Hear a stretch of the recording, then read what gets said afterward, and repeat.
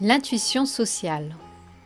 C'est une des dimensions des profils émotionnels découverts par hasard par les recherches en neurosciences du professeur de psychologie Richard Davidson. Les zones du cerveau impliquées sont l'amygdale et le gyrus fusiforme.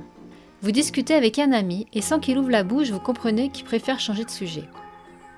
Dans un autre cas, vous partez vite de votre bureau et là un collègue vous rattrape et vous raconte une histoire interminable, en vous questionnant pour des conseils. En même temps, vous vous dirigez vers votre voiture clé en main. Vous regardez votre montre, mais celui-ci ne perçoit pas les signes et ne vous lâche pas. Dans la deuxième situation, la personne située à ce niveau de l'échelle de l'intuition sociale est dite perplexe. À l'autre extrémité se trouvent les personnes socialement intuitives.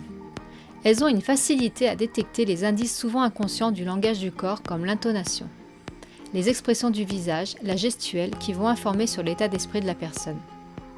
Une personne socialement intuitive aura la bonne attitude à avoir avec un collègue qui vient d'avoir une remontrance par son directeur.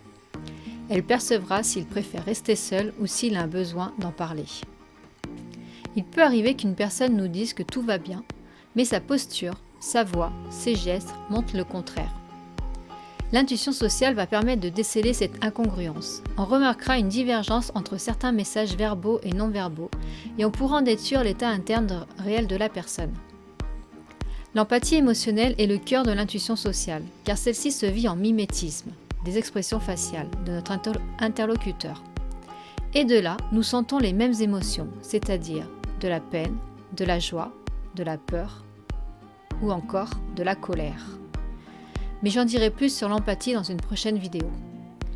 L'intuition sociale découle du gyrus fusiforme, qui décode les visages, et de l'amygdale, la base cérébrale des émotions qui amène un sentiment de danger imminent. Elle est d'autant plus élevée que l'activité du gyrus fusiforme est importante et que celle de l'amygdale est faible. Condition indispensable pour que le contact avec les autres ne soit pas trop effrayant.